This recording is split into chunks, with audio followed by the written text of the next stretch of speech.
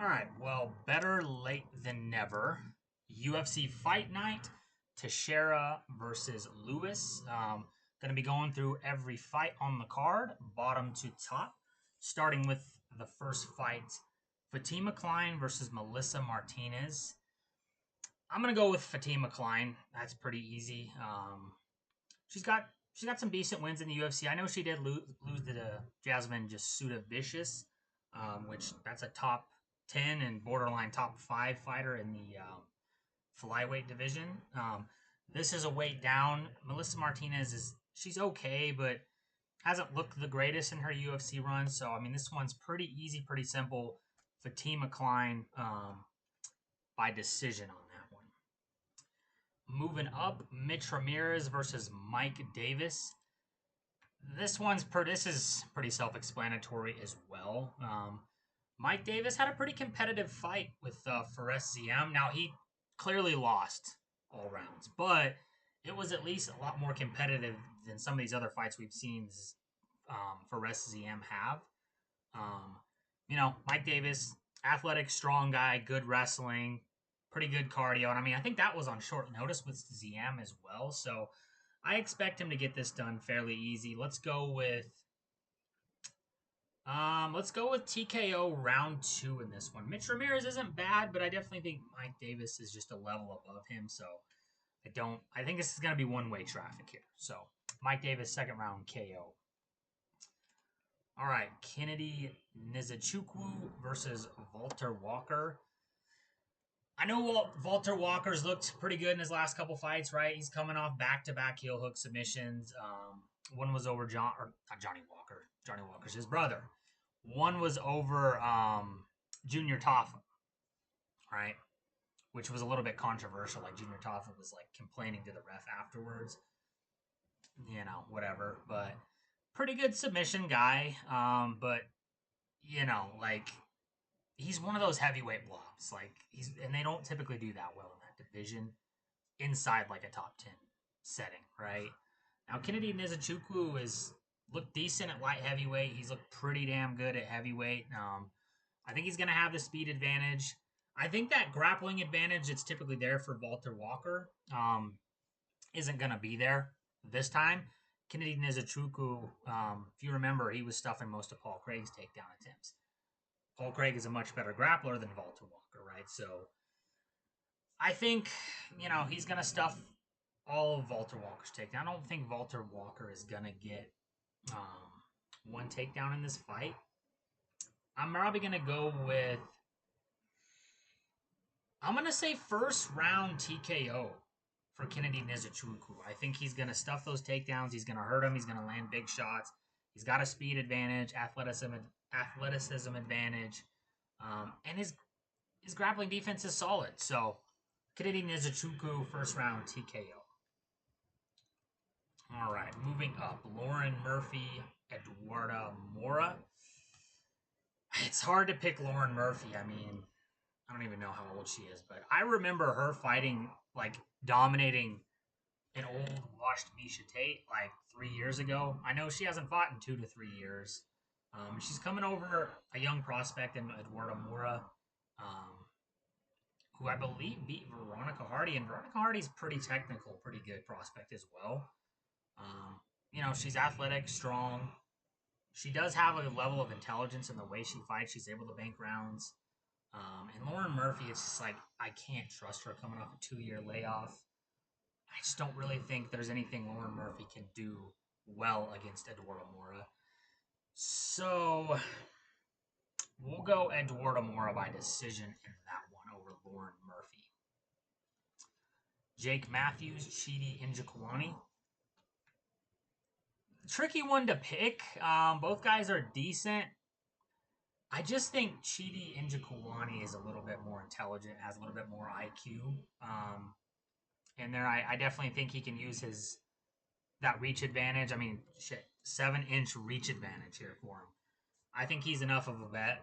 I think he can, he's decently intelligent. He's well-rounded everywhere. I think he can stay long. Pick Jake Matthews apart. I could see Jake Matthews getting caught on the feet, definitely over Chidi. which I think that's going to happen. And I'll go 3 rounds.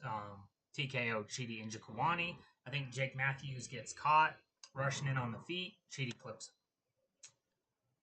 him. All right.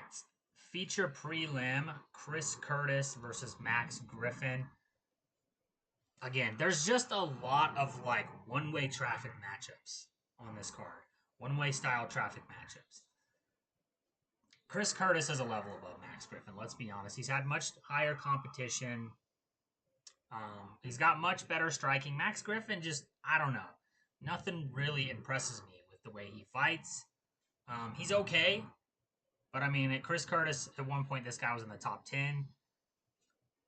You look at the fight with Brennan Allen, split decision loss, blew his knee out in the 5th. Had that not have happened, he probably wins that fight, right? Probably wins that fight. Had an unfortunate early stoppage against Roman Kopylov, which he was looking good in that fight as well, dude. Honestly, it's hard to beat this guy on the feet. It's hard. He's got solid boxing, you know. And we've seen him guys be able to beat him in the past by staying, you know, kind of long, staying on the outside, landing kicks, being in and out with their movement, right? In and out, 1-2, kick, out. Standing in the pocket with this guy is just it's just too dangerous, right? He's just too good there. If he doesn't knock you out or TKO you, he's just gonna school you in there, right? Max Griffin doesn't have that capability to fight on the outside, use the jab, use the kick. Kind of like a Jack Hermanson did with Chris Curtis, you know, where he was outside, landing body kicks, leg kicks, hitting him with the jab, really frustrating Curtis, making Curtis look like an idiot, which is why Curtis flipped him off at the end of that fight, by the way. Max Griffin just doesn't have that, right? I think he's going to stay in the pocket with him, or he's going to try some half-assed takedown attempts on Chris Curtis, which is just not going to work. I think this is a pretty easy one to pick. I'll go Chris Curtis, 3-round decision. All right, first fight on the main card, Junior Tafa versus Tuco Tacos, or Tokos, however the hell you say it. I'm going to go Junior Tafa on this one. I'm going to go Junior Tafa. I know Tuco is moving up from light heavyweight. Hasn't won a fight in the UFC yet. I mean, he's lost to some pretty solid guys, you know, like a Navajo Sterling. The name slipped my mind. I don't know. I think Tafa, you know, Tafa's actually been able to win in the UFC, and he's actually had a close fight with like Muhammad Usman, which he kind of just blew it on that one. Didn't fight very intelligently. Had he have kept it on the feet, or tried to scramble from his feet, you know, he probably would have won that fight. Which is the weakness of the Tafa bros. Those guys don't scramble for shit. They don't. I don't know. It's kind of crazy to look at those guys years later still not knowing how to fuck to defend takedowns or scramble back to their feet when they get taken down. Or sorry, no, Tuco's not moving. Junior's moving down. Sorry. Junior Tafa's moving down to light heavyweight, which I think is going to work in his favor, right? Because he's kind of typically a doughy guy. Was kind of a small heavyweight, right? Got out-muscled, got out-powered by guys like Muhammad Usman before. Now he's down at, you know, 205. Where is Tuco moving up? I could have swore Junior Tafa was moving down. But whatever, it doesn't matter. Either way, Junior Tafa is going to win this fight. I think he knocks out Tuco Tokos round, let's say round 2. You know, Tuco, I just don't, he doesn't have that grappling edge to be able to make a guy like Junior Tafa question himself on the feet and have to worry about a takedown. And if these guys aren't worried about the takedown, you know, it's going to be a long night for you because they're going to be swinging heavy, landing big shots on you. They do have good boxing. So, I like Junior Tafa, second round knockout on this one. Okay, Vitor Petrino, Morgan Charrier. Vitor Petrino, Austin Lane. Got ahead of myself there. It's kind of hard to pick Austin Lane at this point, man. With the chin, he's just been knocked out over and over. You know, they call him a giant Bilal Muhammad, the jumbo TRT Bilal, right? I'm going to go Vitor Petrino on this one, right? Moving up from light heavyweight. Honestly, he's had some competitive fights at light heavyweight. I mean, that last fight, he got knocked out. In a fight I thought he was winning against Dustin Jacoby. Looked pretty good. He's got big power in the hands there. And I like him to catch Austin Lane. Austin Lane is just too chinny. Mixed with this guy with the size, the athleticism, power that Petrino has. I just think it's perfect, right? Like, it's perfect knockout material for Petrino. So I think Petrino gets him out of there round 1 knockout. Okay, Nate Landwehr, Morgan Charrier. Can't go with Nate, honestly. Like, he's one of those kind of Tony Ferguson. What's another one? Old Justin Gaethje, how Justin used to be. He's one of those knockdown, drag out, slugfest kind of guys, which, you know, don't get me wrong, we love it. His fights are entertaining. His post-fight's entertaining. He's a cool dude, right? Morgan Charrier is just a level above. All right, he fights a little more technically. You know, Morgan is coming off a loss, but I mean, it's to a really technical guy in Nathaniel Wood, who's very measured, calculated in his approach. Nate's not that guy, right? Nate's going to come forward. He's going to maraud forward. He's going to be throwing big punches. Nate's decently well-rounded, surprisingly, for having that reputation of being kind of a brawler. He does have grappling as well, but you're not going to do that to Morgan Charrier. He's younger, he's stronger, he's faster. And I just think all the wars Nate's been in have caught up to him. And this is kind of a bad matchup for him in that regard because, you know, Morgan's going to land on him. Morgan, I think, will have a grappling advantage. I wouldn't be surprised if this goes to decision, in all honesty. I could see Morgan Charrier just dominating him for 3 rounds straight. Whether that's on the feet. Don't be surprised if he tries to grapple a significant amount in this fight as well. Don't be surprised if he takes him down and just beats him up on the ground for 3 rounds. I'm going to go decision, honestly. I think Morgan Charrier is just going to outclass him everywhere. Nate might land some good stuff on the feet, but Morgan, I think he's going to lean into the grappling a little more in this fight. I really could see this playing out on the ground for a significant portion of the fight. So Morgan Charrier, 3-round decision. Calvin Kattar, Steve Garcia. Tricky one. Kattar's coming off a lot of losses, right? I mean, but that's to elite people, right? You're talking like Aljamain Sterling, Max Holloway, Josh Emmett was, I don't know, I think that was a bit of a robbery. Arnold Allen was a fluke, but, you know, his last one against, oh my God, I don't know how the name is slipping my mind. The guy out of Factory X, Yusuf Zalal. That last one to Yusuf Zalal was, I don't know, man. He just doesn't seem to have that same pop and that speed. He does have really good elbows, though, if he can get in close in the pocket and land. Like, he can slice you up. He can hurt you, rock you with an elbow. Steve Garcia, tough fight for Calvin Kattar, right? He's going to come forward. He's going to get in your face, and he's going to try to put it on you. This is a hard one to pick. This is a 50-50 fight, in my opinion. Is Calvin Kattar truly washed? Or does he have another good one in him? Another good couple in him? I'm going to go Calvin Kattar. I think he's going to pull this one off. I think Steve Garcia's aggression is going to work against him in here. I could see him landing some elbows inside. He's got solid boxing, Calvin Kattar. I'm banking on the fact that this guy isn't truly washed, and he has one more vintage performance. Like we used to see, right? Like against a Giga Chikadze, right? I'm going to bank on that. I'm going to go Calvin Kattar. I'm going to go round 3 TKO. I think he can take advantage of the aggression of Garcia. I think he's got decent defense. I mean, to my knowledge, I don't think he's ever been finished. I mean, this is a guy who got punched in the face by Max Holloway like 700 times. So I don't see him getting finished. Yusuf Zalal didn't finish him. I don't think Steve Garcia is that kind of decision type of guy. I think he's a knockout kind of guy, and I just don't think he's going to knock Kattar out. I think Kattar's a little bit more polished on the feet. I think he's going to survive. I could see him landing a nice elbow inside, putting Steve Garcia away late. All right, co-main, Stephen Thompson, Gabriel Bonfim. This is another tricky matchup, honestly, in my opinion, because Gabriel Bonfim, solid young prospect, right? Lost to Nicholas Dalby, gassed out. But since then, it's like you could tell he learned from that fight not to go balls to the wall in the first round because that's the kind of guy he was. He would just destroy guys in the first round. And that's how it was for him. Most of his fights were finished in the first or second round, right? That bit him in the ass with a durable guy like Dalby, right? Who was able to survive, weather the storm, and then start mounting an offense, and he broke Bonfim in that fight.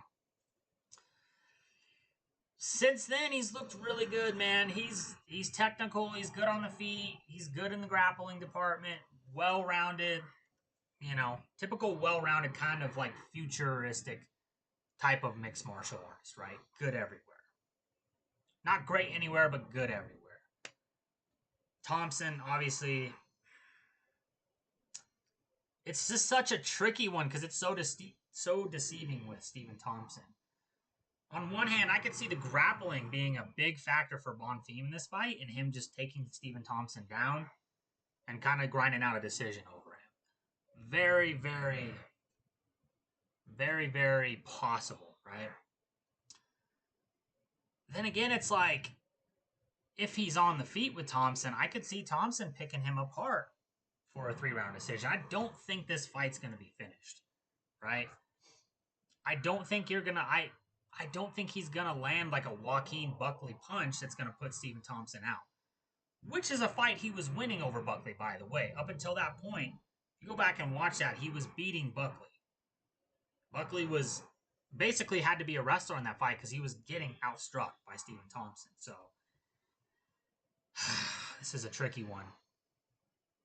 This is another one where it's like, is Stephen Thompson's chin gone? Is he truly washed? Or does he have another? If he can look how he looked in the Buckley fight against Bonfim, honestly, I could see him winning, but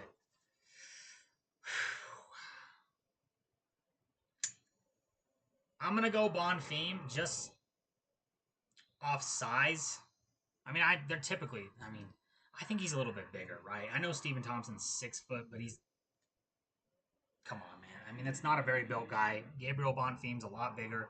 I think he can use that size. I think he's intelligent. I think he's not going to try to stand with Stephen Thompson.